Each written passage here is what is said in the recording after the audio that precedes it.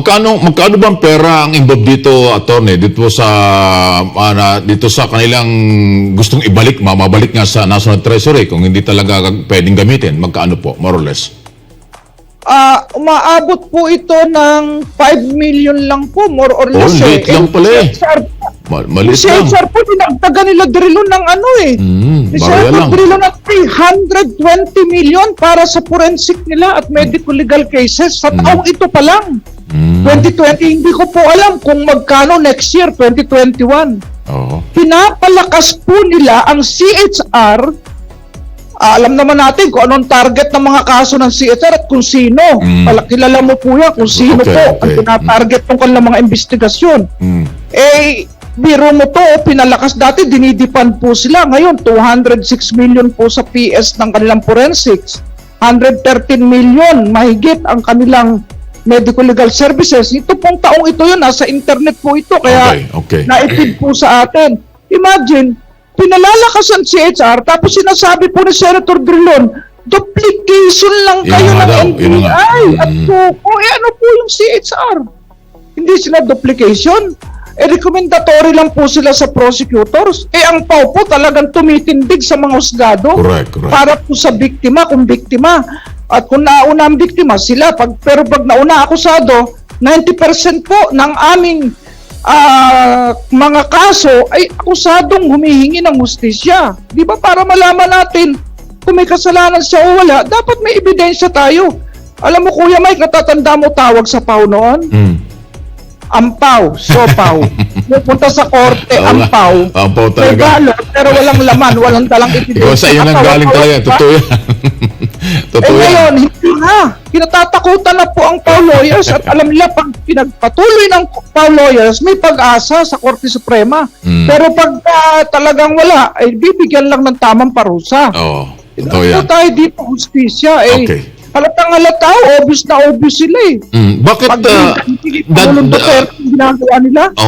Dalawang senador lang, so kung parang mayroong personal talagang interest o ano man, kasi kung sinasabi mo si Angara lang at saka Drilon, hindi naman may kakaila. Sila ay talagang dating, kung hindi mo sila kasali ngayon, dati talaga silang nasa Accra Law Office, matagal ng panahon yan. Kahit yung tatay pa ni Sani, si Ed Angara, yung dating senador, alam ko, involved din doon sa Accra. Bago itong anak. Edong, wala. Ito pong anak, nakiusap na po ako sa kanya. Pero sabi niya, may ikakahon pondo para sa PAW.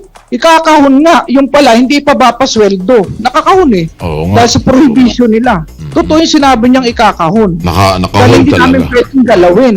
Imagine, ito po, Karen pa pala si Senator Drilon sa Accra, senior counsel ngayon. Ngayon lang mo ito. Nandun nga sa internet niya, no? Sa file nila, hindi pa nawawala yung pangalan niya. Imagine naman, obvious na obvious, bakit hindi po sa korte maglabas ng ebidensya ang bawat panig? Actually, bawal yan, attorney. Bawal yan ganyan yung senador ka tapos konektado pa rin sa private law firm, bawal yan. Conflict of interest yan Kung totoo na siya ay active official pa ng Accra. Opo, tama. May ethical consider, pero ina-allow na po nila yan ngayon na may bupete pa sila. Pero ang punto ho dyan, itong ginagawa nilang ito sulat ng sa Accra, ang letterhead, we are the council of Sanope Pasture.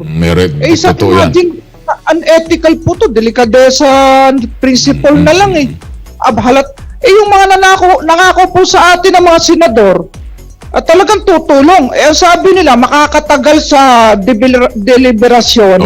Baka marinakad tayo.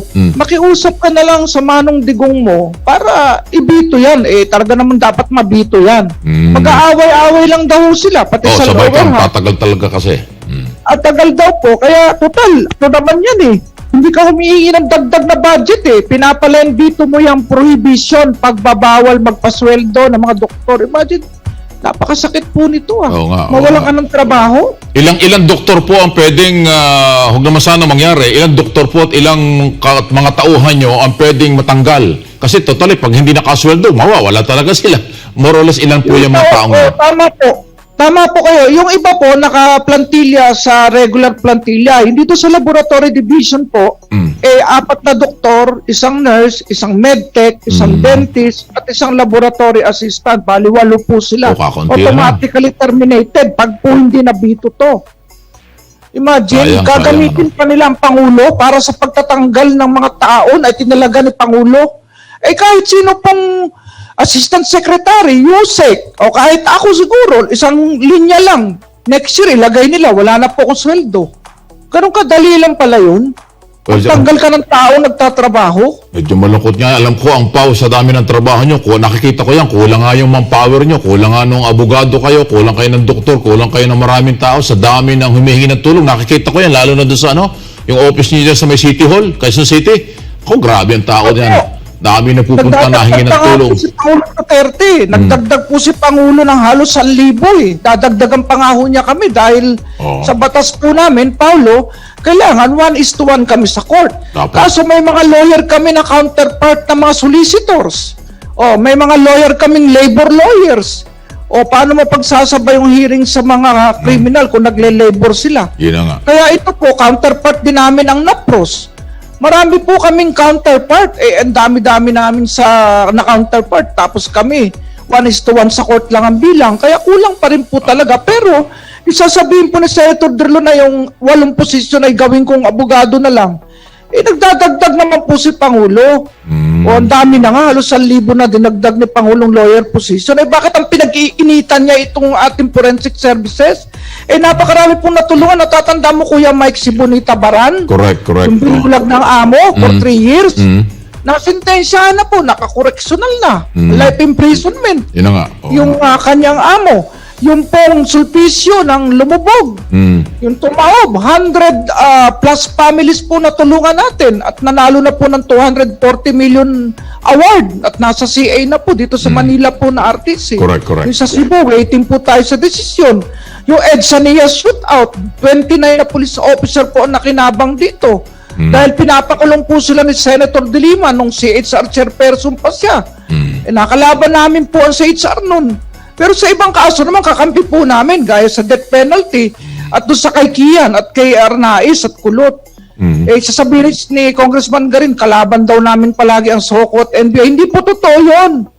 Nagkakataon lang may mga kaso na kulang yung nakitang sugat o tama ng balay, nakita po ng macro lenses ng PAW. Siyempre, pupunta po yung magulang, nakita may tama sa likod, tapos wala sa death certificate. Magdududa talaga magulang, tumatakbo po sa atin. Pero nagkakaintindihan naman po sa trajectory ng bullet na downward. Ito nga yun sa ABS-CBN. Yun na nga. Totoo yan. PNP PAW agree on autopsy. Kian already down when shot. Yun na nga. Kaisa naman po Abigat yan. Tsaka, ano po ang pwedeng maging epekto nito doon sa, alam ko, maliban doon sa nabanggit mo, marami pa kayong kasong hawak tulad ng Dimbac sa issue, di ba? Ano magiging epekto nito kung tuluyang itong pera para doon sa inyong mga tao ay mawawala or hindi magagamit ng PAW this coming year, 2021? Opo, hindi po nawawala. Sabi sa akin ng mga makadiyos sa Kongreso, nandun, intact yung budget ni Pangulo. Kaso ay pasweldo sa'yo. Ang mangyayari po dyan, sino pa po magte-testify sa mga kaso nila? At yung pong iba pang naghihingalo sa ospital na tumawag sa amin at yung pong nilibing dahil lockdown, 3 nga po sa Cebu, nakalibing na. Naghihintay po ng forensic doctors natin. Wala na. Wala na po tayo. Yung NBI po, hindi naman inutusan ng DOJ at ng Pangulong mag-autopsy sa Dembaxia. PAW lang po inutusan. Pagkata po ni Secretary Aguirre. Di sana may order sila, pati SOCO, wala po PAW lang po Ito nasa 792 DO, Department Order ng DOJ. Hindi naman po nire-revoke ni Secretary Guevara. Ang NBI po, ang pinatarbaho po, inutos ni Secretary Aguirre, yung 3.5 billion procurement fund. Yung alleged fraud and corruption dito. At tapos na po ng NBI to, in fairness sa NBI, na-submit na sa Ombudsman ang recommendation nila for prosecution. So, bakit po ganun?